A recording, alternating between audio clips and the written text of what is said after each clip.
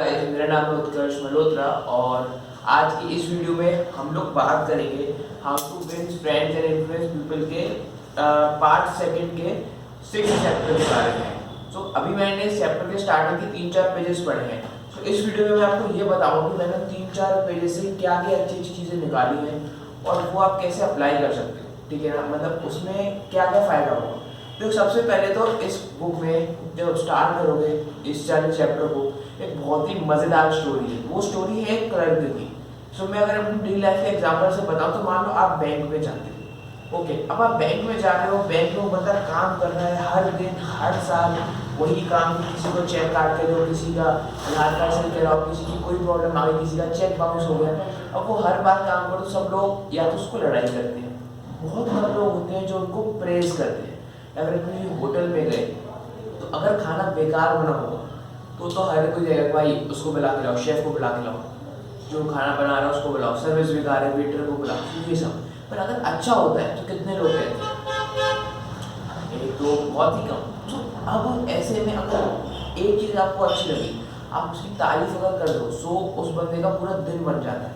आपको भी होगा कि आपके किसी स्कूल में किसी ने तारीफ करी हो और आपको अब तक ध्यान रहती है कि यार 9th क्लास में मेरे साथ हुआ था, 9th क्लास का पीरियड था, 9th क्लास में 8th पीरियड था। तो अब भी एग्जैक्ट डेट ध्यान है, एग्जैक्ट बिल्कुल सब कुछ ध्यान से कहेंगे। तो सर ने कहा था ये लड़का मैथ्स में अच्छा है, ये अच्छा एग्जाम करेगा, ये सब। तो वो अब तक मेरे को वो चीज़ ध्यान है। 9th की बात है, मैं 2nd ईयर में हूँ अपने कॉलेज के। तो वैसे ही कलर के साथ क्या हुआ, कोई एड्रेस दे रखा है 33 एवेन्यू 8th स्ट्रीट कुछ करके।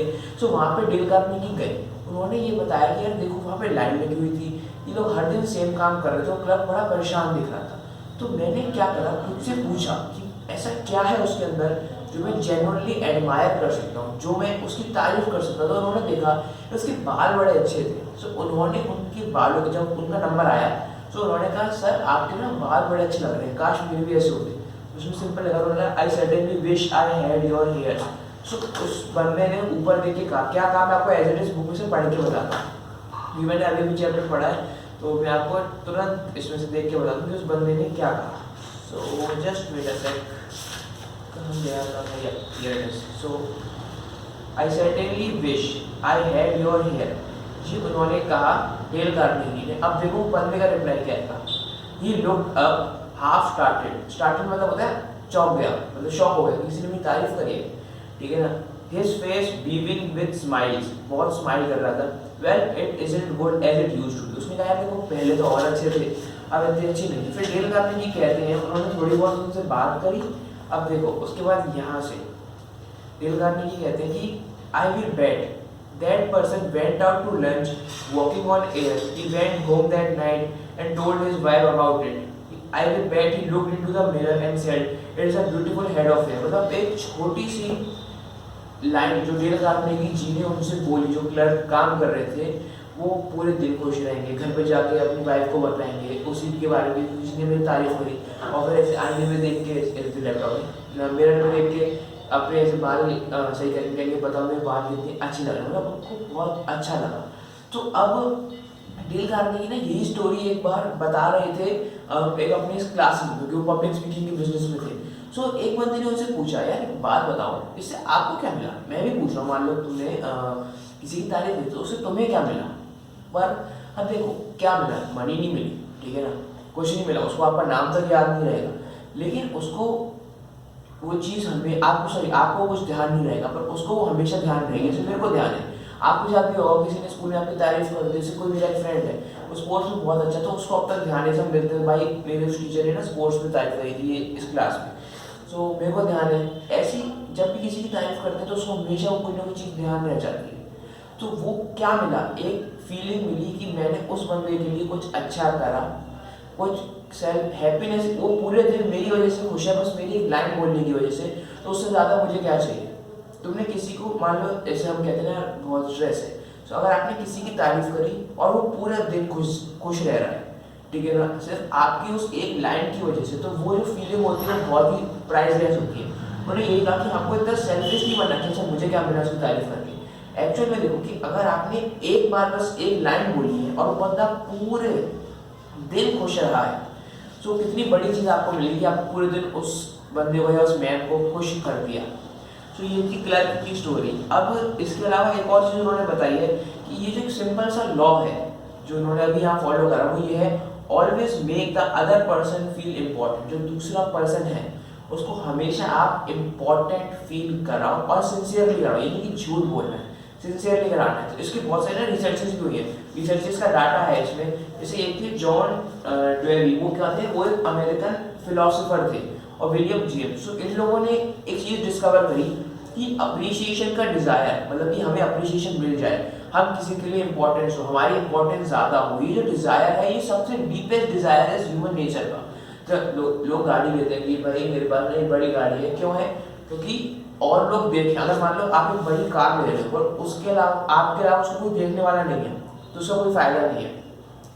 मतलब आपने मान लो BMW ले ली, ठीक है, कोई नहीं आसपास देखने वाला, तो दिखाओगे किसको? सेम सी ऐसी है। सो इस डीपेस्ट अर्ज है किसी भी चीज़ को लेने की, वो इसलिए है ताकि हमें दूसरे लोग अप्रिशिएट कर पाए। दूसरे लोग वाह भाई सर BMW ले ली, अरे नहीं सर ये तो बस ऐसे ये चलता रहता है, ठीक है ना। तो ये सिंपल है। ऐसे बहुत इन्होंने ये बताया कि बहुत सारे फिलोसोफर्स ने स्टडी करी, बहुत सारी स्टडीज हुई, तो उससे एक चीज़ निकल के आई, एक गोल्डन कॉन्सेप्ट जो बाइबल में भी है, जो बुद्धा ने भी बताया था, जो चाइनीज ट्रेडिशन में भी है, जो हर जगह है। सिंपल सा एक लाइन का concept, treat others with the same concern and kindness you would like them to show towards you. दूसरों को उसी कंसर्न और काइंडनेस के साथ ट्रीट कीजिए जैसा आप चाहते हैं वो आपको ट्रीट करें।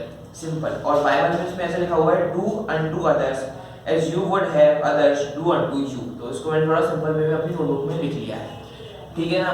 तो अब हर एक बंदे को अप्रूवल चाहिए होता है कि उसमें वो काम अच्छा करा। जैसे मान लो आपने, जैसे एग्जाम्पल देता हूँ, सपोज मेरा जो रूम था बड़ा वैसा रहता था, बिखरा हुआ। अब एक दिन मैंने अच्छे से करा तो घर वाले ने कुछ तारीफ करी, तो हमेशा दिमाग में कुछ ध्यान रहती थी। तो उसी टाइप से अगर ये चार शबाब कहते हैं, ये लाइन ना मैंने इस एक्चुअली अभी लैपटॉप में भी स्क्रीन खुली हुई है, मैंने ये वाली लाइन सर्च करी, ये सेकंड चैप्टर में भी थी, फर्स्ट पार्ट तब भी अच्छे से समझ नहीं आई थी। अब मैंने इसको पूरी रिसर्च करके, मैं पूरा हर एक वर्ड का समझ के, मतलब थोड़ा बहुत जितना मेरे को लग रहा है कि शायद इसका ये मतलब हो सकता है, मोस्ट प्रोबेबली, वो मैं आपको बताता हूँ। पहले तो वो लाइन है, be hearty in your approbation and lavish in their praise. इसका मतलब ये है, देखो, हार्टी मतलब हार्दिक, मतलब दिल से, एप्रोवेशन मतलब अप्रूवल देना, लेविश मतलब कि लग्जरी, या फिर कह सकते हो बहुत अच्छे से एलोबरेट, इन देयर प्लेस। तो मतलब अगर मान लो किसी बंदे ने कोई काम करा, ठीक है, अब वो आपका अप्रूवल चाहता है। मान लो जैसे मैं एग्जांपल देता हूँ, आप वो एक शेफ हो, ठीक है ना, अब आप रेस्टोरेंट में खाना बनाते हो, आप क्या चाहते हो कि आप जैसे कोई कस्टमर आया और आपने खाना बनाया, जब आपको बुलाता है वो और आपको कहता है सर आपने बहुत अच्छा बनाया, मुझे बहुत अच्छा लगा, तो उसने आपको अप्रूवल दे दिया, और उसने वो दिल से दिया, मतलब एक्चुअली वो खुश था। तो एक तो हम चाहते हैं अप्रूवल की, जो भी हम काम कर रहे हैं वो बंदे कहते हैं हाँ अच्छा है, खुश है हम उससे, ठीक है। दूसरा, लेविश इन देयर प्रेज मतलब कि उसने, आपने कोई पर्टिकुलर सब्जी या कोई पर्टिकुलर दाल मंगाई, जो भी मंगाई डिश आपने, उसने उसमें एलिब्रेट करा कि सर देखो ये ना, इसमें ये अच्छा था, टेस्ट बहुत अच्छा लगा, इसमें मेरे को ध्यान आ गया कि मेरी मम्मी भी ऐसे कभी बनाती थी, ये सब। सो हार्ड, एक तो हमें अप्रूवल अच्छा लगता है, हमें प्रेज अच्छा लगता है कि जो हमने काम करा उसको लोग अप्रूवल देते कि यार ये अच्छा है। दूसरा, प्रेज कि उसकी और अच्छे से हमारी तारीफ करते हैं, प्रशंसा करते हैं।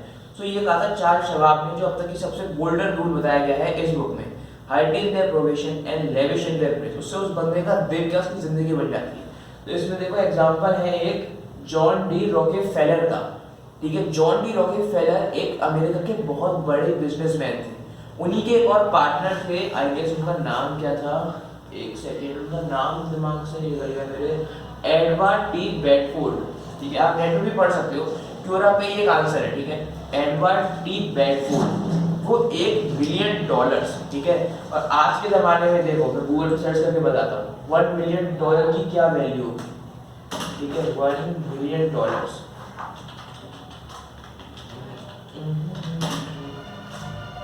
Billion in Indian rupees, 7 crore से ज्यादा, ठीक है ना।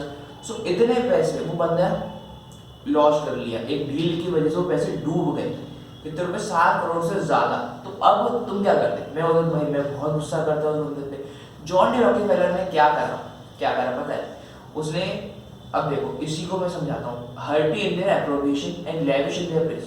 उन्होंने कहा देखो डूब तो गए पर उस बंदे ने अपनी मेहनत करी, तो हर्टी इन देयर एप्रोबेशन, उसने कहा कोई बात नहीं, उसने बहुत अच्छा काम करा, तो उसको अप्रूवल मिले कि जो मैं काम कर रहा था मुझे रिजल्ट दिखा रहा है, मैंने काम अच्छा करा। अब क्यों करा, झूठ नहीं बोला उन्होंने। Lavish in their praise, praise में उन्होंने कैसे अच्छे से एलोबरेट करा कि देखो हमारी जो कंपनी थी उसका कुछ आई थिंक 60% इन्वेस्टमेंट में कुछ बढ़ गया था, कुछ छोटा सा फायदा हुआ था, एक second, because he had been able to 60% of money, हाँ 60% ऑफ मनी जो इन्वेस्ट करी थी वो सेव हो गई।